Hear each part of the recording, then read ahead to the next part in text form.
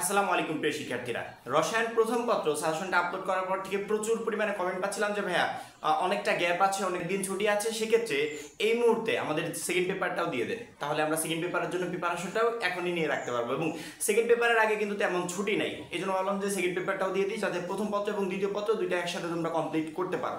ঠিক আছে, এই মুহূর্তে আমাদের সামনে দ্বিতীয় পত্র সাজেশনটা, এবং তোমরা দেখতে পাচ্ছ প্রথম পত্রের মতো দ্বিতীয় পত্র আমাদের সিকিউতে 50, এমসিকিউতে 25, প্র্যাকটিক্যালে 25। প্র্যাকটিক্যালে কিভাবে 25-এ 25 তুলতে পারবে, প্র্যাকটিক্যাল পরীক্ষা শুরুর আগে আমরা এই সকল ট্রিক্স বলে দিব, কিভাবে শিক্ষকদের কাছ থেকে 25 নাম্বার নেওয়া যায় সে বিষয়ে তথ্য দিব। এখন আমাদের টোটাল 75 মার্কের সাজেশন হবে। প্রথমত আমরা সৃজনশীলের 50 মার্কের সাজেশন দিয়ে দিব এবং সাজেশনের প্রথমে আমরা চ্যাপ্টার ভিত্তিক অধ্যায় ভিত্তিক সাজেশনগুলো আগে দিয়ে দিব। অধ্যায় ভিত্তিক সাজেশনে আমরা এখানে দেখতে পাচ্ছি টোটাল 4টা চ্যাপ্টার আছে। 4টা চ্যাপ্টার থেকে প্রশ্ন আসবে 8 সেট। 4 অধ্যায় থেকে 8 সেট প্রশ্ন আসবে। তার মানে কি, কোন অধ্যায় থেকে 2টাও আসতে পারে, 3টাও আসতে পারে, 3টা আসলে কোন অধ্যায় থেকে 1টাও আসতে পারে। যে অধ্যায়গুলো একবারে ছোট সেখান থেকে 1টা আসবে। কোন অধ্যায় থেকে কয়টা প্রশ্ন হবে এইটা যখনই আমরা জানতে পারবো তখনই সাজেশনটা আমাদের জন্য সংক্ষিপ্ত হয়ে যাবে। এবং গুরুত্বপূর্ণ একটা কথা প্রত্যেকটা শিক্ষার্থী মাথায় রাখবে, এখানে যে কয়েকটা চ্যাপ্টার আছে প্রত্যেকটা কিন্তু আংশিক।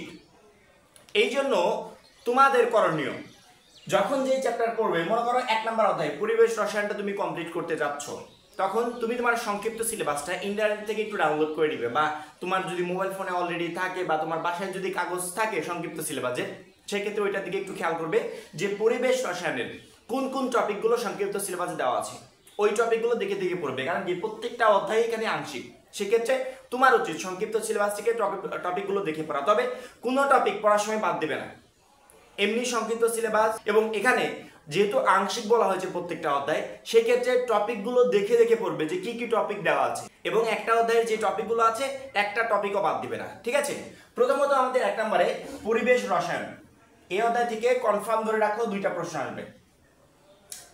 2 নম্বরে জৈব রসায়ন, এই অধ্যায় থেকে প্রশ্ন আসবে 3টা হওয়ার মতোই অধ্যায়।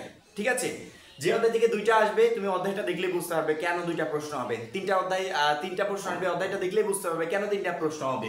3 নম্বর অধ্যায় পরিমাণগত রসায়ন, এখান থেকে আবার প্রশ্ন আসবে 2টা।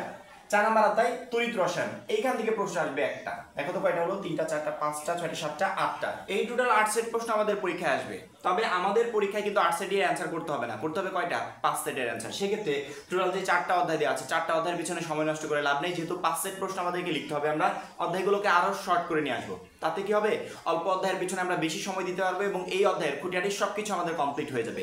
সৃজনশীলের জন্য তোমার জন্য বেস্ট সাজেশন হবে, তুমি যদি 2 নাম্বার এবং 1 নাম্বার অধ্যায় পড়ো, 4টা অধ্যায়ের ভিতরে যদি 2টা অধ্যায় পড়ো, তাহলে 2টা অধ্যায় পড়ো, তাহলে কনফার্ম তোমার 5 সেট প্রশ্ন কমন থাকবে। তুমি যদি 1 নাম্বার এবং 2 নাম্বার অধ্যায় পড়ো, 5 সেট প্রশ্ন কমন থাকবে। তবে তোমাকে শিওর হয়ে যেতে হবে যে 1 এবং 2 এর খুঁটিনাটি সবকিছু তুমি কমপ্লিট করে গেছো, তাহলে 5টা কমন থাকবে। আমার সাজেশন থাকলো, তুমি 2টা অধ্যায় না পড়ে তুমি যে কোনো 3টা অধ্যায় পড়বে, তাহলে হবে কি, 6টা বা 7টা প্রশ্ন কমন থাকলে ওর ভিতর বেছে বুঝে যে 5টা সব থেকে সহজ মনে হয় ওগুলোর অ্যান্সার তুমি করতে পারবে। ঠিক আছে, তুমি যদি 1 এবং 2 যদি কেউ শিওর হয়ে যেতে পারো, তাহলে 2টা অধ্যায় পড়ো, তার সাথে আরেকটা অধ্যায় প্লাস করবে। যারা ভালো স্টুডেন্ট হবে কি, আমার একটা সেটের ক নাম্বারটা কমন আসে নাই, একটা সেটের খ কমন আসে নাই, বা একটা গ কমন আসে নাই, সেক্ষেত্রে আমার কিন্তু ঝামেলা হয়ে যাবে। এই জন্য তোমাকে অপশনালে আরো কয়েকটা সেট রাখতে হবে। 3টা অধ্যায় পড়ে গেছি, 7টা প্রশ্ন কমন আসছে, ওর ভিতর থেকে বেছে বুঝে সব থেকে সহজ যে 5টা, ওই 5টার অ্যান্সার আমি করে আসলাম। তুমি যদি 1 এবং 2 নাম্বার অধ্যায় পড়ো, তারপরে 5 সেট কমন আসবে, বা তুমি যদি 1, 2, 4 পড়ো, তারপরে তোমার 6 থেকে 7টা প্রশ্ন কমন থাকবে। তুমি যদি 1, 2, 3 পড়ো, তারপরে তোমার কমন থাকছে।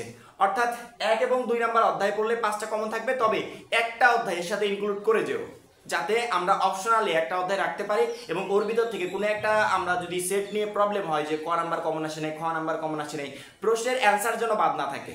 সব থেকে সহজ যেগুলো কমন আসবে ওইগুলোর অ্যান্সার আমরা করে আসতে পারবো। ঠিক আছে, এখন তোমার অলরেডি কোন অধ্যায়টা কমপ্লিট হয়ে গেছে এটা কিন্তু আমি জানি না, কারণ সাজেশনটা সারা বাংলাদেশের শিক্ষার্থীরা দেখবে, কার কোন চ্যাপ্টারটা অলরেডি কমপ্লিট এটা আমি জানি না।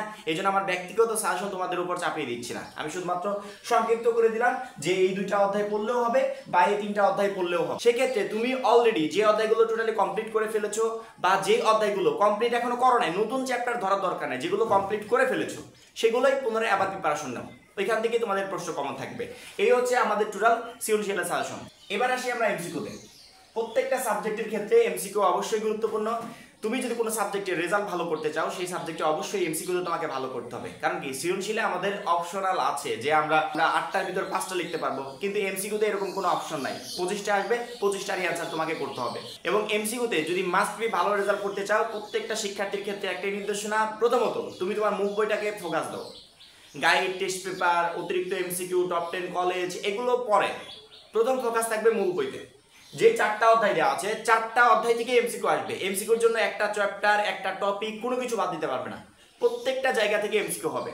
সেক্ষেত্রে এমসিকিউর জন্য বেস্ট প্রিপারেশন নিতে চাইলে প্রথমত তোমার মূল বইতে ফোকাস করো। মূল বইয়ের A to Z ইম্পর্টেন্ট লাইনগুলো আন্ডারলাইন করো, প্রত্যেকটা চ্যাপ্টার সলভ করো। সলভ করার পরবর্তীতে যখনই মূল বইটা তোমার টোটালি আয়ত্তে চলে আসবে, 15 বার 20 বার তুমি রিভাইজ দাও। রিভাইজ দেওয়ার পর এখনো যেটুকু সময় আছে এর ভিতরে কিন্তু সম্ভব ভালো একটা প্রিপারেশন নাও। 15 থেকে 20 বার রিভাইজ দেওয়ার পর যখনই মূল বইটা টোটালি তোমার আয়ত্তে চলে আসবে, এখন তুমি যখনই মূল বই সম্পর্কে তোমার ভালো মোটামুটি একটা ধারণা চলে আসছে, এখন তুমি বোর্ড কোশ্চেনে চলে যাও। গাইড বা টেস্ট পেপারে আমাদের বিগত কয়েকটা বছরে যে বোর্ড কোশ্চেনগুলো আছে ওগুলো সলভ করো। ওইগুলো যদি সলভ করতে পারো এবং মূল বই থেকে যদি প্রিপারেশন নিতে পারো, এর বাইরে অতিরিক্ত আমার মনে হয় না যে প্রিপারেশন নেওয়ার দরকার আছে। বিগত কয়েকটা বছরের বোর্ড কোশ্চেন এবং আমাদের যে মূল বইটা আছে এই দুইটা জায়গা থেকে প্রিপারেশন নিতে পারলে আমাদের কেমিস্ট্রি সেকেন্ড পেপার বলো বা ফার্স্ট পেপার বলো টোটালি আমাদের কমন থাকবে। ঠিক আছে, এমসিকিউ কিভাবে প্রিপারেশন নেবে সেই গাইডলাইনটা দিয়ে দিলাম। আমাদের সিকিউ সৃজনশীলের গাইডলাইন তো দিয়েই দিই। আমাদের গাইডলাইন ফলো করে প্রিপারেশন নাও, 100% প্রশ্ন পরীক্ষায় কমন থাকবে। ঠিক আছে, বেশি সময় নষ্ট করতে চাই না, যেটুকু সময় আছে 2টা পত্রের প্রিপারেশন এই সময়ের ভিতর নিতে হবে। এখন এই পর্যন্তই, পরবর্তী সাজেশনের জন্য চ্যানেলটা সাবস্ক্রাইব করে রাখবে। সবাই ভালো থাকবে, সুস্থ থাকবে, খোদা হাফেজ।